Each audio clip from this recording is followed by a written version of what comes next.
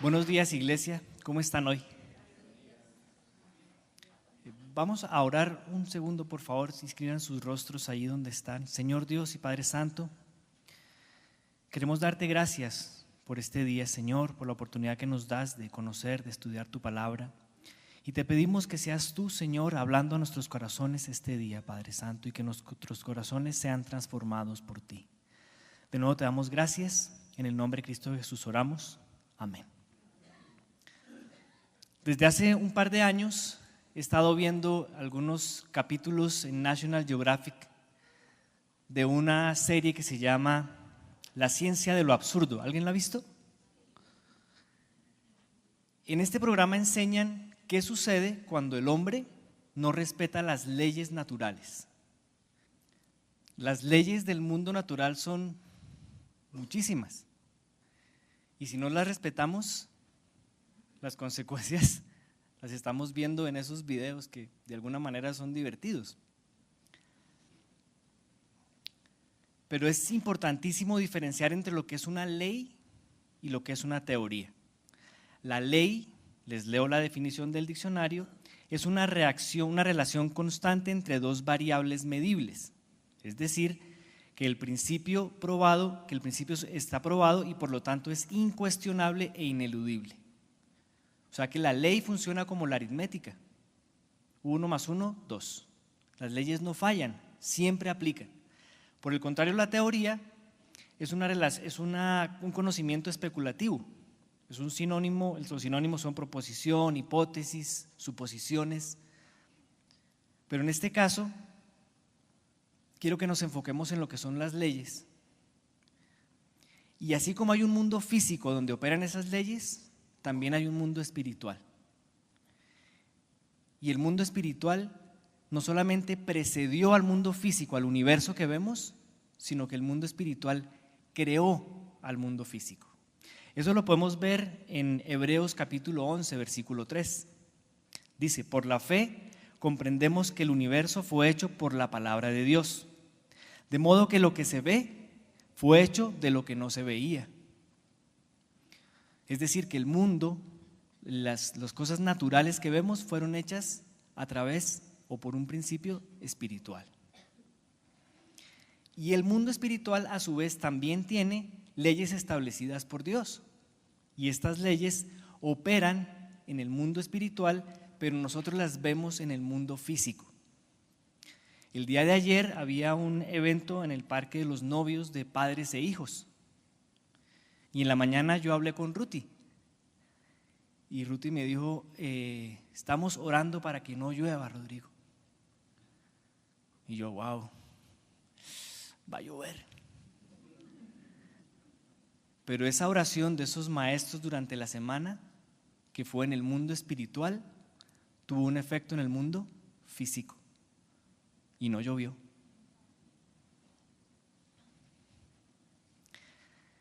Al igual que las leyes del mundo físico, como lo vimos en ese video, cuando no se acatan, pues las consecuencias son devastadoras. Cuando no se aplican también en el mundo espiritual. ¿Y por qué violamos las leyes del mundo espiritual? ¿Porque no las conocemos? ¿Porque las ignoramos? ¿O porque somos indiferentes a ellas? No nos importa. Pero las consecuencias siempre llegan. En la palabra de Dios encontramos muchas leyes. Una de las leyes es la ley del amor. La encontramos en Lucas capítulo 6, versículo 37. O la ley de la autoridad en Romanos 13. O la ley de la siembra y la cosecha en Gálatas 6. Considerando que la palabra de Dios está llena de sembradores, semillas, labradores, cosechas, ciegas, yo quise enfocar la palabra de hoy en esta ley, en la ley de la siembra y la cosecha. La ley de la siembra y la cosecha es automática y es ineludible. No podemos hacer nada. Lo que nosotros sembramos, eso cosechamos. Todos nuestros pensamientos, nuestros actos, nuestras reacciones son semillas. Cada cosa que pensamos, cada cosa que hacemos. cada reacción que tenemos son semillas que quedan sembradas. Y esa semilla da una cosecha. Además, esa semilla obra sobre nosotros, sobre el que siembra y sobre su descendencia. Por eso el título de esta enseñanza el día de hoy es Labrando nuestro destino. Vamos a estudiar 6 principios de la siembra y la cosecha. En el día de hoy vamos a ver 3 principios y el próximo domingo los siguientes 3. No se pierdan el próximo capítulo. El primer principio que quiero que estudiemos lo encontramos en Juan capítulo 4, versículo 37. Dice: en esto es verdadero el dicho, uno es el que siembra y otro el que ciega. Entonces, ¿cuál es el primer principio? Que a veces cosechamos cosas que nosotros mismos no hemos sembrado. Entonces, yo veo hermanos, veo personas, veo familias que reciben bendiciones y milagros, pero eso no fue sembrado por ellos. Sencillamente es la bondad del Señor, la gracia de Dios, los dones que Él nos da. Amigos me dicen: Rodrigo, increíble, me voy de viaje y yo no tenía dinero, no tenía nada, y mire, el Señor me permitió este viaje, o me regaló esta sanidad, como acabamos de ver con Juan Camilo.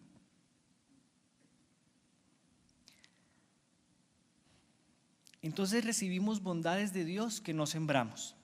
En Santiago capítulo 1, versículos 16 y 17 dice: amados hermanos míos, no erréis, toda buena dádiva, todo milagro, toda cosa buena que recibimos y todo don perfecto desciende de lo alto, del Padre de las luces, en el cual no hay mudanza ni sombra de variación. A veces recibimos bendiciones financieras también. Miremos qué dice Lucas capítulo 5, versículo 19. Asimismo, a todo hombre a quien Dios da bienes y riquezas, le da también la facultad para que coma de ellas, tome su parte y goce de su trabajo. Esto es un don de Dios. Entonces vemos que a veces recibimos cosas que nosotros no hemos sembrado, cosas buenas. Pero también recibimos cosechas del pecado y la maldad de otros. Y en esto podemos ver muchas veces cómo generaciones completas van recibiendo el pecado y la maldad de sus abuelos, de sus antecesores. Yo tengo un vecino que es fumador. Y entonces cuando hacemos las reuniones de asamblea del conjunto y todo eso, el hombre no puede estar mucho tiempo en la reunión porque tiene que salir a fumar. Entonces va y fuma y vuelve. Ayer tuve que llevarle algo a su casa y lo encontré sentado en la escalerita enfrente a su casa. Adivinen qué estaba haciendo. Estaba fumando. Entonces al lado de él había una señora anciana, fumando también. Y hola, ¿cómo estás? Me dice: hola Rodrigo, te presento a mi mamá. Generaciones que van recibiendo o maldición o bendición. La palabra de Dios nos enseña esto. Dice en Números capítulo 14, versículo 18: Jehová es tardo para la ira y grande en misericordia, perdona la maldad y la rebelión. Él perdona, aunque de ningún modo tendrá por inocente al culpable, pues castiga el pecado de los padres sobre los hijos hasta la 3ª y 4ª generación. Es decir, que hay cosas que recibimos que fueron sembradas por nuestros antepasados, pero no solamente directamente, generacionalmente, también como cultura recibimos esas mismas herencias. Por ejemplo, aquí en Colombia tenemos una herencia tremenda de idolatría, de adoración de ídolos. Los indígenas que habitaban estas tierras y que aún habitan, pues son idólatras, adoran imágenes, adoran objetos, adoran la creación antes que al Creador. Pero aquellos que vinieron a conquistar estas tierras también trajeron de su parte otra gama de adoración, de idolatría. Y también nos llegó de África otro pocotón de idolatría, de adoración. Es decir, que hoy en día nuestra cultura está impregnada de eso que nuestros antepasados hacían. Este es una cosecha generacional, pero también la hay de modo horizontal, es decir, de modo cultural. Algunos de ustedes quizás recuerden, hace un par de años hicimos un estudio de una serie que se llamaba, se me olvidó el nombre, Para que el mundo sepa. Y el señor Jay Vanderlaan, autor de esto, nos hablaba de Laquis, una ciudad al sur de Jerusalén, 700 años antes de Cristo, cómo esta ciudad se llenó de pecado. Y en esta ciudad vivían justos e injustos. Pero era tal la maldad, tal la adoración a ídolos, el sacrificio de sangre humana allí, hasta que el Señor se le rebosó la copa. Y el Señor permitió que Laquis, esta ciudad, fuera invadida por el reino asirio y fueran tomados y fueron exterminados totalmente. Esta ciudad quedó totalmente destruida como consecuencia del pecado. Los únicos que se salvaron de allí, de ser empalados, de ser torturados, fueron los que fueron llevados como esclavos. Les pusieron anillos en sus labios y fueron llevados como esclavos al reino asirio. Ese es el pecado de forma horizontal. Y aquí en Colombia no estamos exentos de este pecado. Nuestro país es un país sembrador de violencia. Y la violencia no solamente cae en los violentos, cae en todos nosotros. Creo que todos quizás de una u otra forma hemos sido víctimas de esa violencia. Es decir, que el pecado y la siembra también la cosechamos de forma horizontal.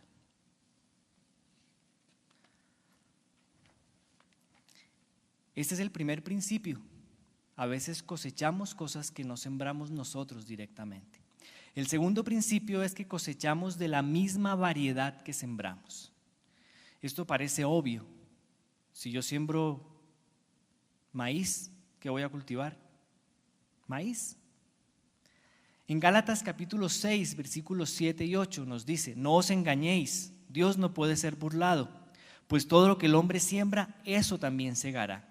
Porque el que siembra para su carne, de la carne segará corrupción, pero el que siembra para el Espíritu, del Espíritu segará vida eterna. Este principio de la siembra y la cosecha procede de allá de Génesis 1, capítulo 11, versículo 11, capítulo 1. Después dijo Dios que dé la tierra vegetación, toda clase de plantas con semillas y árboles que den frutos con semillas. Estas semillas producirán a su vez las mismas clases de plantas, árboles de los que provinieron, y eso fue lo que sucedió. Hay un refrán popular que es muy conocido, que no podemos pedirle peras al olmo. Está claro, de lo mismo que sembramos, eso es lo que vamos a cosechar. Si cosechamos cosas buenas, pero si sembramos cosas malas, Jesús nos dijo en capítulo 6, Lucas capítulo 6, versículo 37. No juzguéis y no seréis juzgados. No condenéis y no seréis condenados. Perdonad y se os perdonará.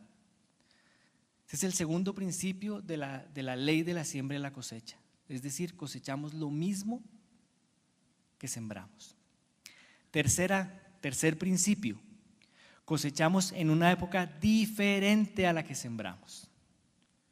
Este principio me hace acordar de muchas predicaciones y cosas que vemos por televisión o por radio, donde te dicen: ven hermano, siembra.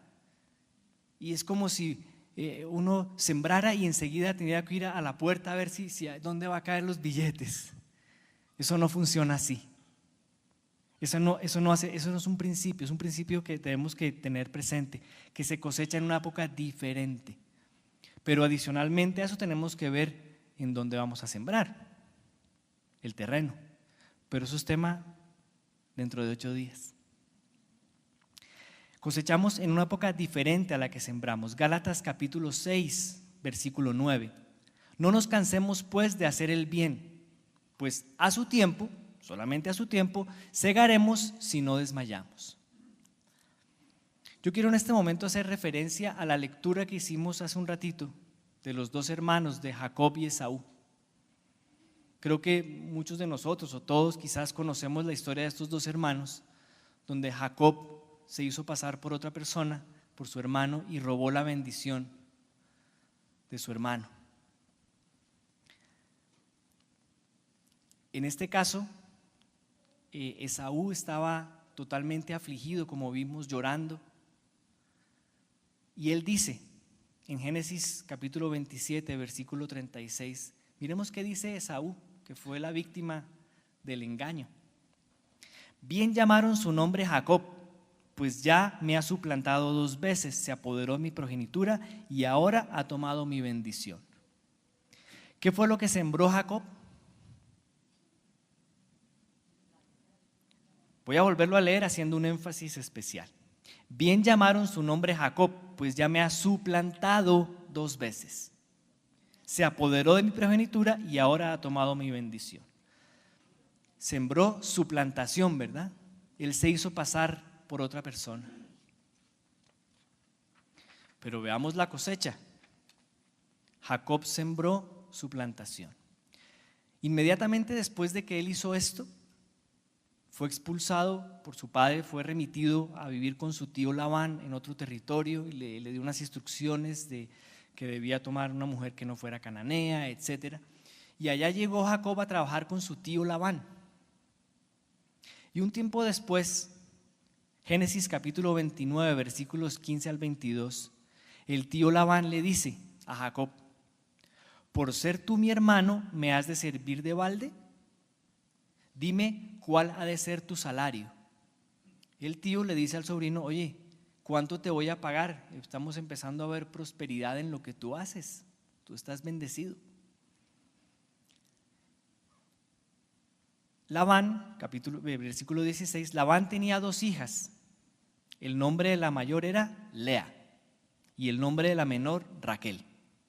Los ojos de Lea eran delicados, pero Raquel era de lindo semblante y hermoso parecer. Jacob amó a Raquel y le dijo a su tío: yo te serviré por 7 años por Raquel, tu hija menor.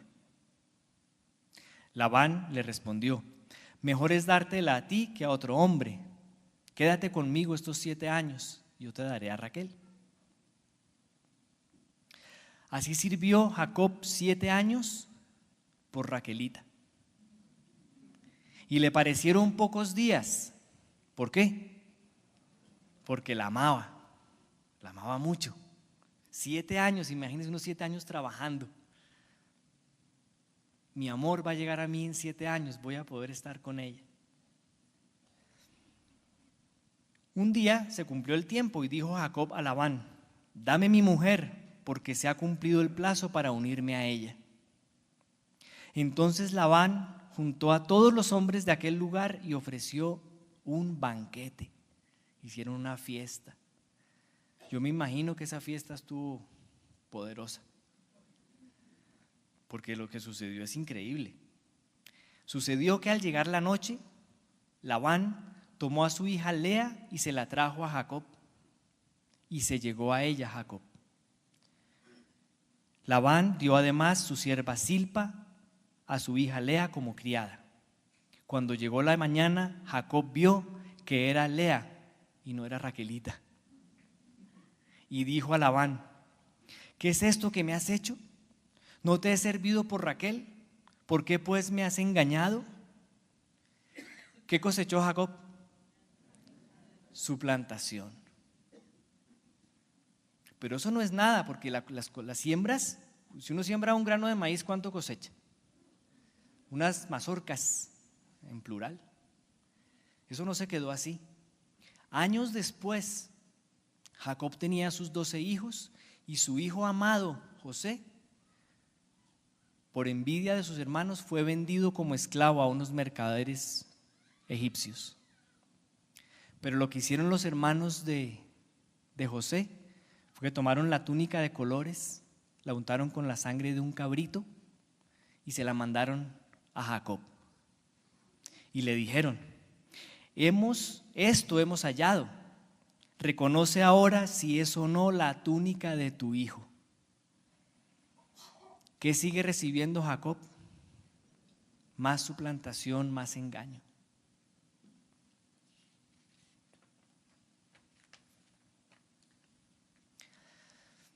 Querida familia, para concluir, ¿cuál es el consejo agrícola de Jesús entonces?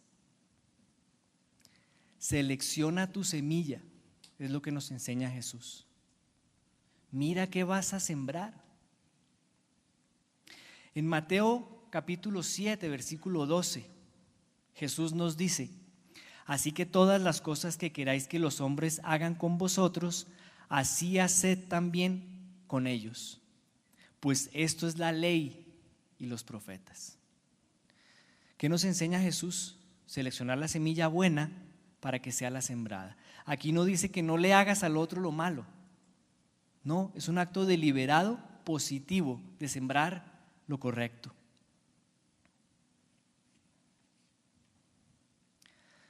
Por otro lado nos dice, no siembren semilla mala. Lucas capítulo 6, versículo 37, Jesús nos enseña: no juzguéis y no seréis juzgados.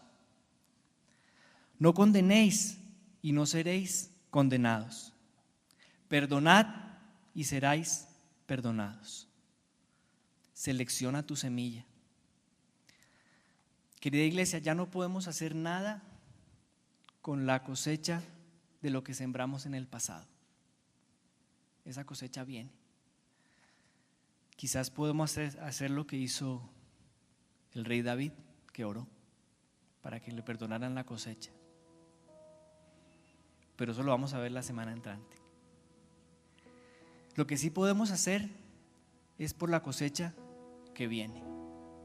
¿Qué vamos a sembrar? Esta mañana en la escuela de padres, Glorita nos decía: siembren en sus hijos. Y nos ponía de ejemplo también su familia, cómo su familia viene de generaciones que han sembrado la palabra de Dios. Vamos a estar de pie, por favor.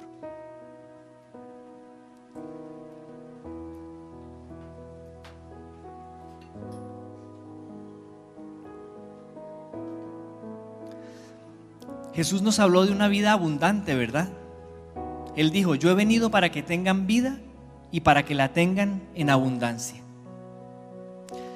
Y eso es lo que uno quiere muchas veces: las bendiciones, recibir lo bueno, las buenas cosechas. Y ya sabemos que esa cosecha depende de lo que nosotros hagamos, de lo que nosotros sembremos, porque es un acto deliberado. Pero eso no nos exime de tener aflicciones. La palabra nos enseña que en el mundo tendremos aflicciones. Pero Jesús no solamente habló de una vida abundante, también habló de una vida eterna.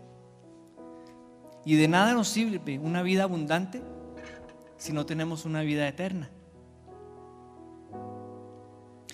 Y la vida eterna no depende de lo que nosotros hagamos, de lo que nosotros sembremos. La vida eterna depende de lo que nosotros creamos. Y el mundo ha vivido al revés, pensando en hacer cosas para salvarse y tratando de creer para tener las bendiciones. Y es totalmente al revés. La palabra de Dios nos enseña que por gracia somos salvos por medio de la fe, y hace la claridad: esto no de vosotros, como quien dice, esto no fue algo que usted sembró, porque esa semilla nos la regaló Dios con su Hijo unigénito. Es un don de Dios la vida eterna, no por obras para que nadie se gloríe. Y es por eso la invitación que hago esta mañana. Si aquí hay personas que no han hecho una decisión de creer en Jesús como su Señor y Salvador, quiero invitarlo a que hoy haga esta oración. Ahí inclinados sus rostros donde usted está, me apoyan en oración. Señor Jesús, creo que tú eres verdaderamente el Hijo de Dios. Confieso que he pecado contra ti con mis pensamientos, con mis obras, con mis palabras. Te ruego que perdones todos mis pecados y que me permitas vivir una relación contigo a partir de este momento. Te recibo como mi Señor y Salvador personal, aceptando la obra que hiciste en la cruz. Si usted hizo esta oración hoy, lo que debe hacer a continuación es estudiar y conocer y profundizar en la palabra de Dios. Aquí tenemos escuela dominical a las 10 de la mañana todos los domingos. Hay un discipulado los jueves. Hay que preocuparse y tratar de estudiar la palabra del Señor, y que nuestra semilla a partir de ahora la seleccionemos.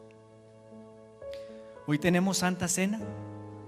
Que tengan una mañana muy feliz, una semana muy bendecida. Los dejo con el pastor Juan.